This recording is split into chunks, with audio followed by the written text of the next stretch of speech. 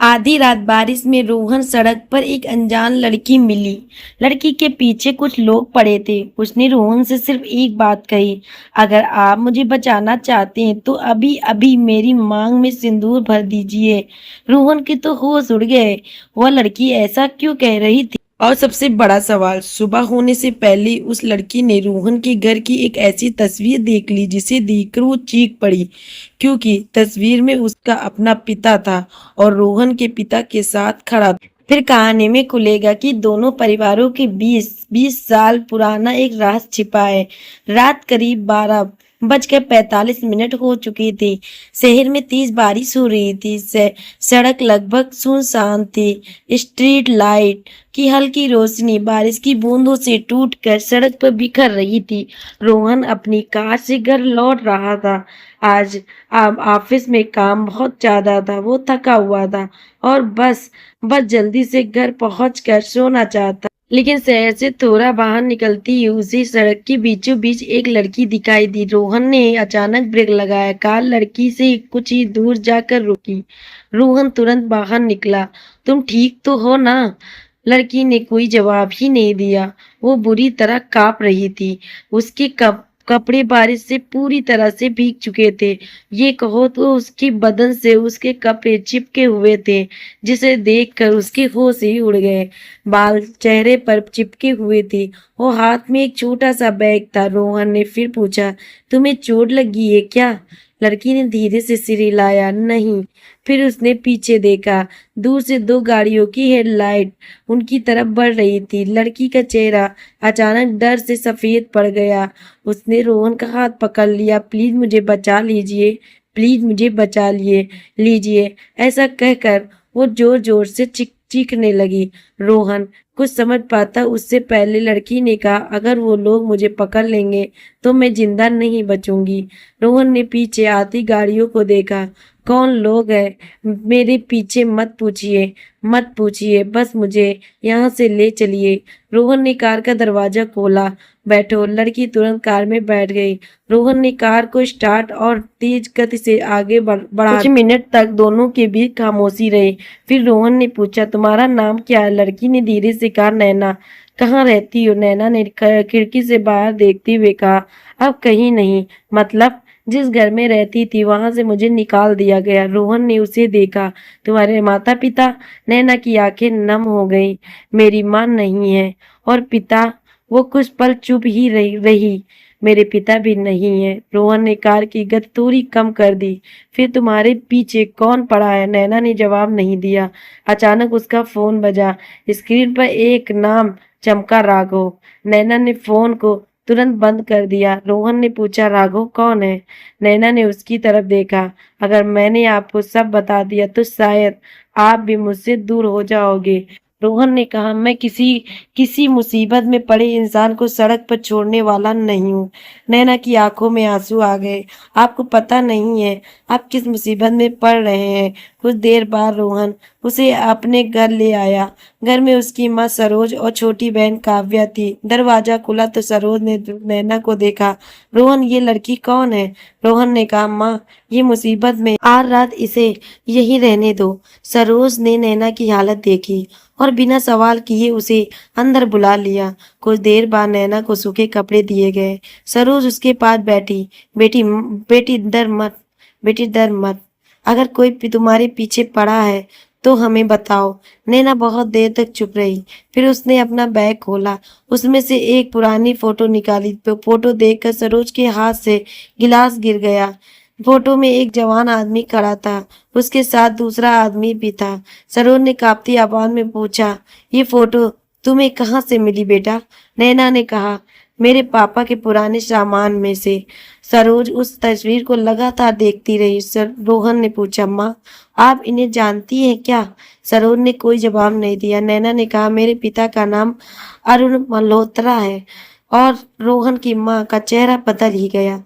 रोहन ने पूछा, माँ? सरोज ने आखिरकार कहा, अरुण तुम्हारे पिता के सबसे करीबी दोस्त थे। रोहन हैरान रह गया। लेकिन आपने कभी बताया नहीं। सरोज ने नजर झुका ली। नैना बोली, मेरे पिता की मौत के बाद मुझे पता चला कि उनकी मौत कोई हादसा नहीं थी। कमरे में सन्नाटा ही छा गया। क्या मतलब है तुम्हारा? नैना ने बैग से एक पुरानी डायरी निकाली। मेरे पापा ने ये डायरी मेरे लिए छोड़ी थी। रोहन ने डायरी खोली। पहले पन्ने पर लिखा था, नैना, अगर मेरी मौत के बाद ये डायरी तुम्हारे हाथ लगे तो किसी पर आसानी से भरोसा मत करना। अगले पन्ने पर कुछ नाम लिखे थे। सबसे ऊपर था विक्रम। नैना ने कहा, विक्रम मेरे पिता की कंपनी में काम करता था। पापा की मौत के बाद वही कंपनी का मालिक बन गया। रोहन ने पूछा, और राघव? नैना ने कहा, वही आदमी मुझसे शादी करना चाहता है। रोहन तो चौंक गया। क्यों? मेरे पिता की संपत्ति के लिए। रोहन ने डायरी आगे पलटी। एक पन्ने पर लिखा था, मेरी बेटी का असली सुरक्षा उस परिवार के पास है जिसका बेटा रोहन है। रोहन ने पढ़ते ही डायरी बंद कर दी। मेरा नाम इसमें क्यों है? नैना ने कहा, यही तो मैं भी जानना चाहती हूँ। आखिरकार इस डायरी में आपका नाम क्यों है? तभी बाहर गाड़ी रुकने की आवाज आई। नैना खिड़की की तरफ भागी। वो लोग यहाँ आ गए। रोहन ने पर्दा हटाकर देखा। बाहर 3 गाड़ियां खड़ी थी। एक आदमी गाड़ी से उतरा। उसने दरवाजे पर जोर से दस्तक दी। नैना, बाहर आओ। नैना पीछे हट गई। रोहन ने कहा, तुम चिंता मत करो। बाहर से आवाज आई, रोहन, ये तुम्हारा मामला ही नहीं है। रोहन ने दरवाजा नहीं खोला। वो लड़की मेरे घर में है। जब तक मुझे सच्चाई नहीं पता, मैं उसे तुम्हारे साथ नहीं भेजूंगा। बाहर खड़ा आदमी हंसा। और तुम्हें पता ही नहीं तुम किसके खिलाफ खड़े हो। कुछ देर बाद गाड़ियां चली गई, लेकिन रोहन को समझ आ गया था कि मामला बहुत बड़ा है। अगली सुबह वो नैना के साथ उसके पुराने घर गया। घर कई महीनों से बंद था। नैना अपने पिता के कमरे में पहुंची। उसे एक पुरानी अलमारी में दिखाई दी। उसने एक किताब निकाली। किताब के पीछे एक छोटा सा लॉकर था। नैना ने डायरी से मिले नंबर से लॉकर खोला। अंदर एक पेन ड्राइव थी, एक छोटा कागज। कागज पर लिखा था, जिस दिन मेरी बेटी अपनी मांग में किसी का सिंदूर देखेगी, उसी दिन उसे मेरे मेरे छिपाए हुए सच तक पहुंचने का रास्ता मिलेगा। नैना ने हैरानी से कागज देखा। ये क्या मतलब है? रोहन ने कहा, मुझे नहीं पता। अचानक बाहर किसी के कदमों की आवाज आई। रोहन ने दरवाजे की तरफ देखा। कोई धीरे धीरे कमरे के पास आ रहा था। दरवाजा खुला। सामने एक बुजुर्ग आदमी खड़ा था। नैना ने उसे देखते ही कहा, चाचा। वो आदमी रो पड़ा। नैना, मुझे माफ कर दो। नैना ने पूछा, आपने पापा पापा की मौत के बाद मुझे अकेला क्यों छोड़ दिया?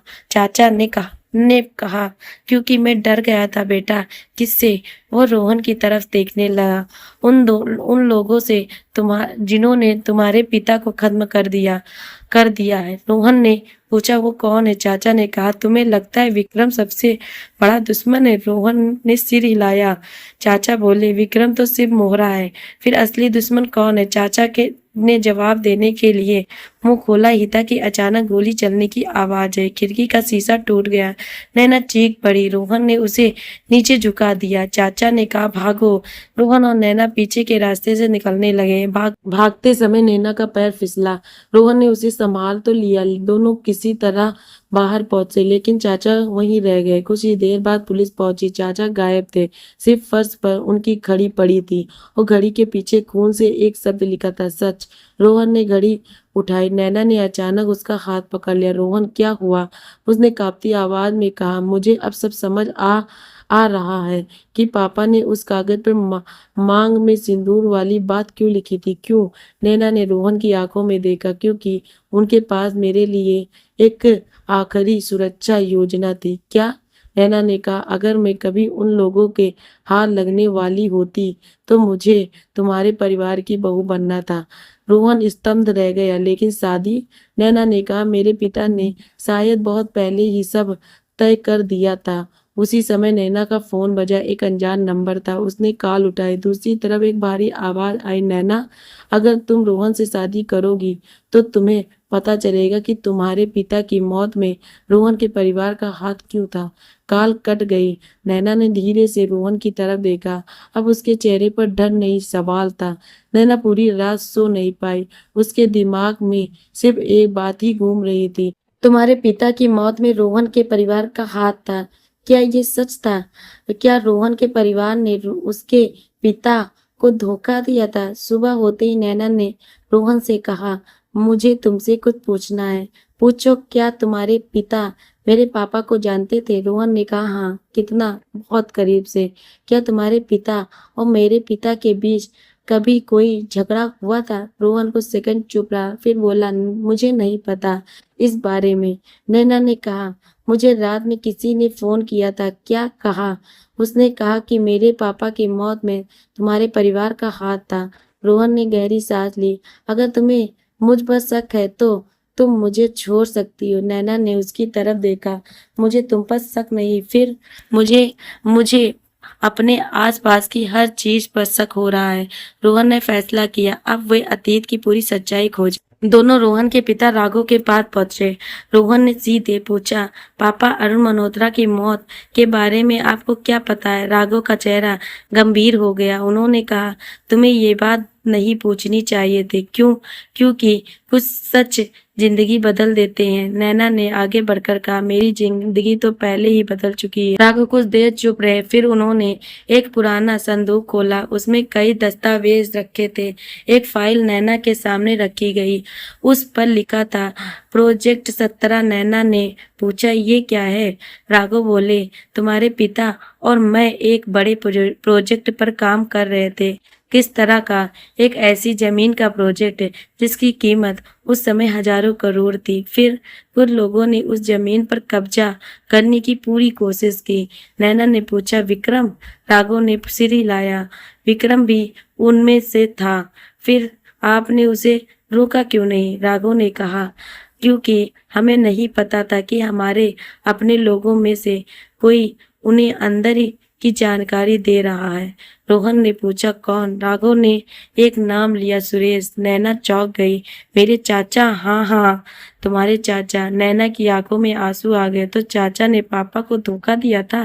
राघव बोले, पूरी पूरी तरह नहीं। मतलब? तुम्हारे चाचा ने शुरुआत में लालच में आकर कुछ जानकारी दी थी, लेकिन जब उन्हें समझ आया कि ये लोग तुम्हारे पिता को नुकसान पहुंचाने वाले हैं, तब उन्होंने पीछे हटने की पूरी कोशिश की। फिर बहुत देर हो चुकी थी। नैना रोने लगी, जोर जोर से चीख चीख कर रोने लगी। रोहन ने उसे संभाला।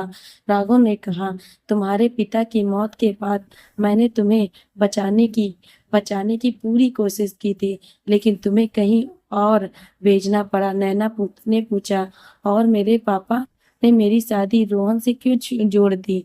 राघव चुप रहे। फिर उन्होंने एक पत्र निकाला। ये तुम्हारे पिता का आखिरी पत्र है। नैना ने पत्र खोला। उसमें लिखा था, राघव, अगर मेरी बेटी कभी उन लोगों के निशाने पर आए तो उसे अपनी अपनी बेटी की तरह बचाना। हमेशा उसे हमेशा अपनी बेटी की तरह रखना। उसे हर राह पर बचाना। और अगर हालात इतने खराब हो जाएं कि उसकी सुरक्षा के लिए परिवार का रिश्ता जरूरी हो तो रोहन का हाथ उसकी जिंदगी में सुरक्षा बनकर रखना।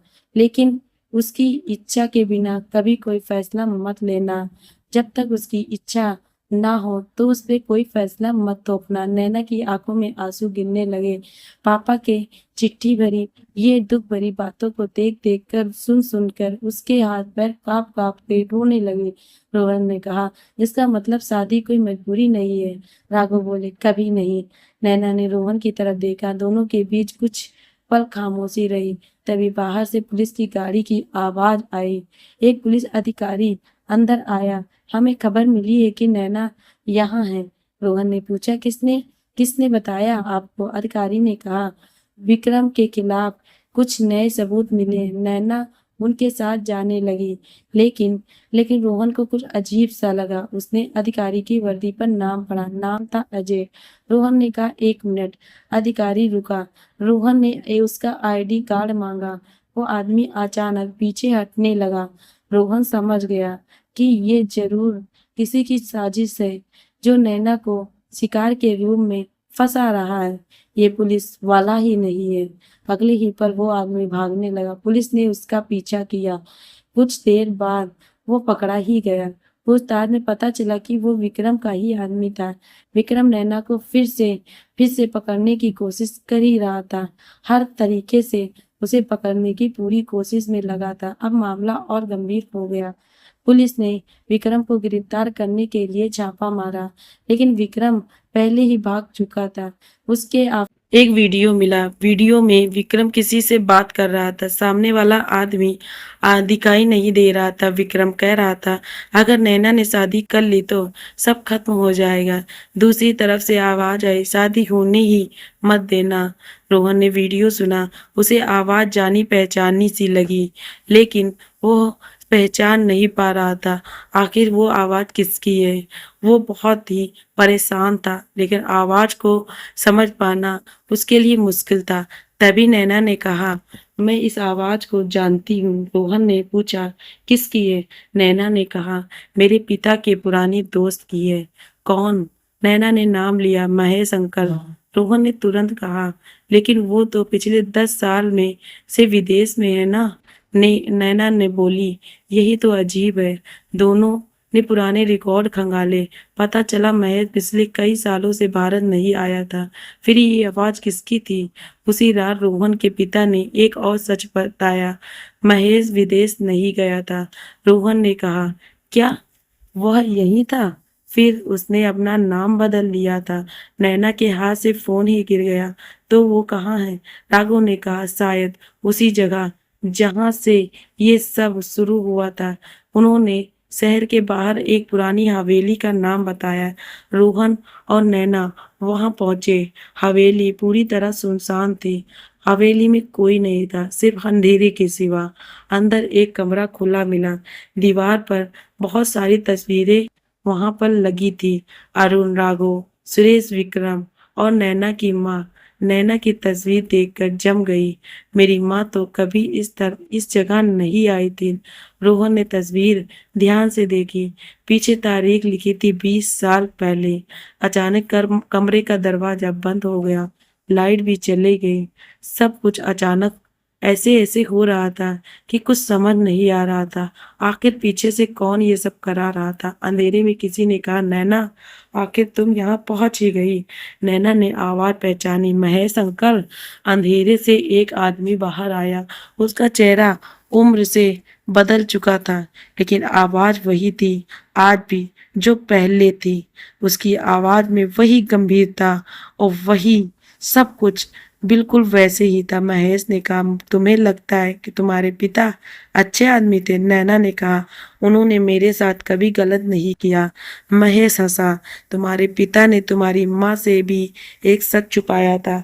नैना का दिल धड़कने लगा। मेरी माँ के बारे में आप क्या जानते हैं? आखिर आप माँ के बारे में क्या जानते हैं?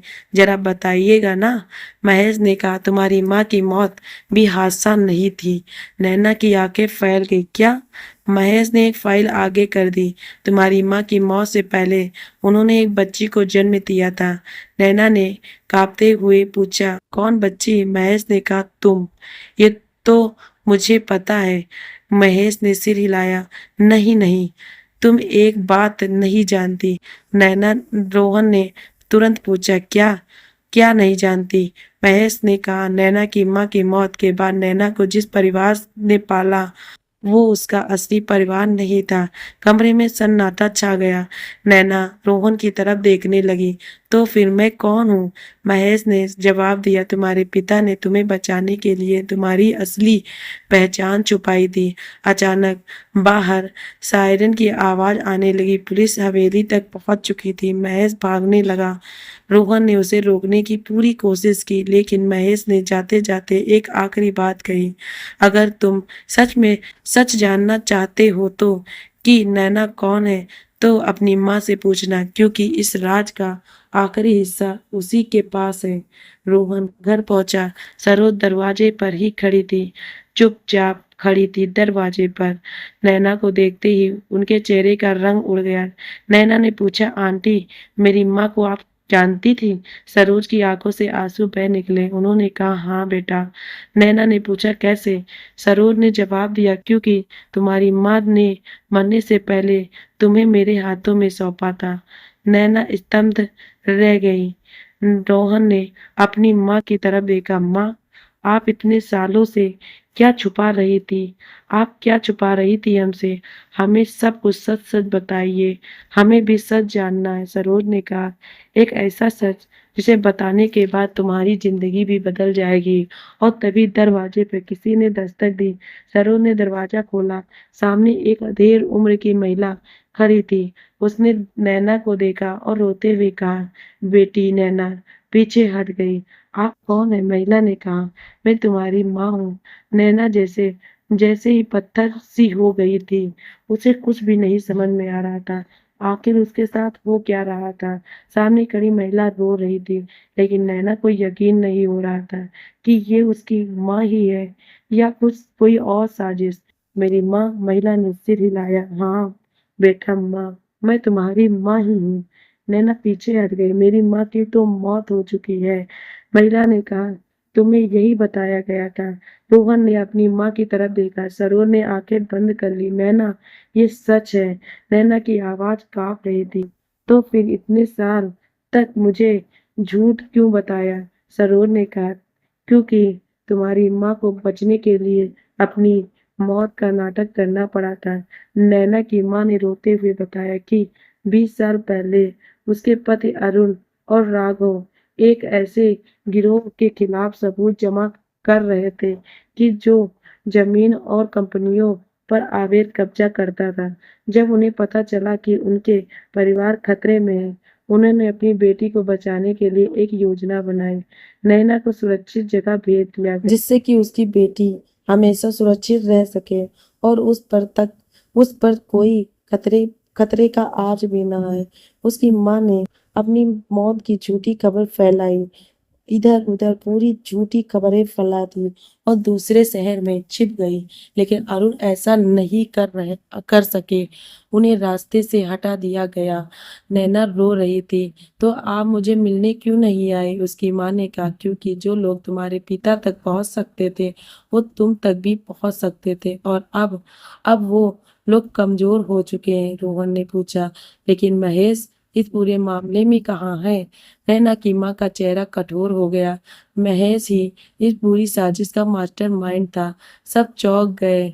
सब अचानक चौंक गए। महेश? विक्रम सिर्फ उसका आदमी था। उसने बताया कि महेश ने सालों पहले अरुण की कंपनी पर कब्जा करने के लिए योजना बनाई थी, लेकिन अरुण ने सारे सबूत इकट्ठे कर लिए थे। इसी वजह से उन्हें रास्ते से हटाया गया। राघव ने सच जानते हुए भी परिवार की सुरक्षा के लिए चुप रहना पड़ा। लेकिन महेश को एक चीज की तलाश हमेशा रही, अरुण की आखिरी पेन ड्राइव। वही पेन ड्राइव जो अब रोहन के पास थी। रोहन ने पूछा, उसमें ऐसा क्या है? नैना की माँ बोली, उसमें सिर्फ अपराधों का सबूत नहीं, फिर उसमें महेश के खिलाफ ऐसा प्रमाण है जिसे अदालत में पेश किया जाए तो वो बच नहीं सकता। रोहन ने पेन ड्राइव निकाली, लेकिन वो अचानक बंद हो गई। इसमें पासवर्ड है। नैना ने कहा, पासवर्ड क्या होगा? रोहन ने, डायरी याद है कि नहीं? उसमें बार बार एक नंबर लिखा था, 17। उसने पासवर्ड डाला। फाइल खुल गई, लेकिन वीडियो शुरू होते ही सबकी सांसें ही थम गई। स्क्रीन पर अरुण दिखाई दिए। उन्होंने कहा, अगर ये वीडियो चल रहा है तो मेरी बेटी अब बड़ी हो चुकी होगी। नैना स्क्रीन के सामने बैठ गई। बेटी, मैंने तुमसे बहुत कुछ छुपाया, लेकिन एक बात याद रखना, तुम्हारी जिंदगी किसी की संपत्ति नहीं है। ये हमेशा याद रखना, किसी की संपत्ति अपने आप को मत बनने देना। ये हमेशा याद रखना बेटी। वीडियो में अरुण ने महेश के अपराधों के सबूत बताए। फिर उन्होंने कहा, और एक आखिरी बात, वह कुछ पल रुके। अगर कभी नैना को बचाने के लिए रोहन को उसके साथ खड़ा होना पड़े तो उसे ये मत समझना कि ये कोई पुराना वादा है। फैसला हमेशा नैना का होगा और किसी का भी नहीं।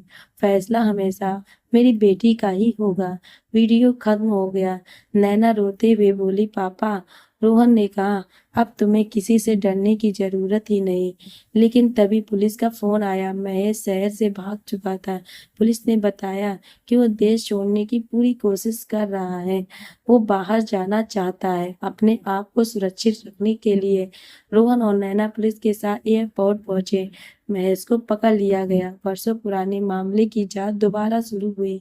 कई लोगों के बयान लिए गए, पुराने दस्तावेज निकाले गए। आखिरकार महेश के खिलाफ पर्याप्त सबूत मिल गए। विक्रम और उसके साथी भी गिरफ्तार हो गए। नैना के पिता की मौत का सच सामने भी आ गया, लेकिन कहानी का आखिरी हिस्सा अभी भी बाकी था। नैना अब अपनी माँ के साथ रहने लगी। कुछ दिनों बाद उसने रोहन से कहा, अब मेरी जिंदगी ठीक हो रही है। पहले की तरह थोड़ी बहुत मेरी जिंदगी स्थिर होने लगी है। रोहन मुस्कुराया, अच्छी बात है। और जिंदगी को हर पल जीना। लेकिन क्या उस रात मैंने तुमसे एक बात कही थी? रोहन ने पूछा। क्या? मैंने कहा था कि मेरी मांग में सिंदूर भर दो। रोहन मुस्कुराया। हाँ, नैना ने कहा। वो फैसला मैंने डर की वजह से लिया था। रोहन गंभीर हो गया। और अब? नैना ने कहा। अब मैं कोई फैसला डर की वजह से नहीं लेना चाहती। रोहन ने सिर हिलाया। तुम्हें जो फैसला सही लगे वही करना।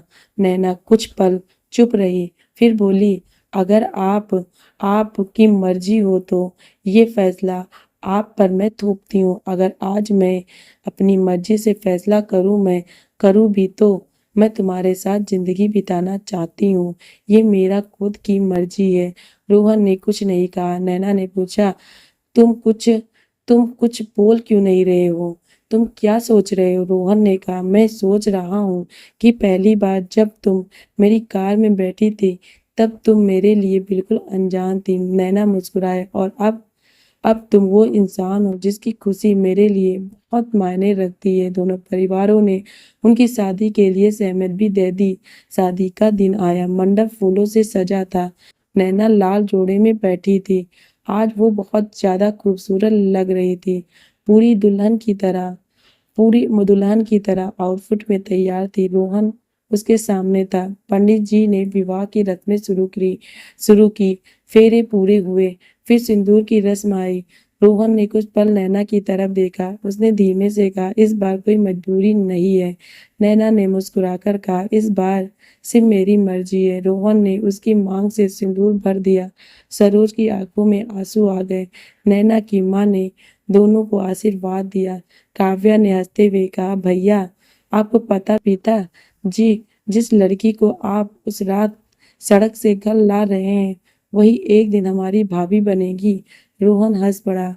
नहीं, नैना ने कहा, और मुझे भी नहीं पता था कि जिस इंसान से मदद मांगने के लिए मैं उसकी कार में बैठूंगी वही मेरी जिंदगी का सबसे भरोसेमंद इंसान बन जाएगा।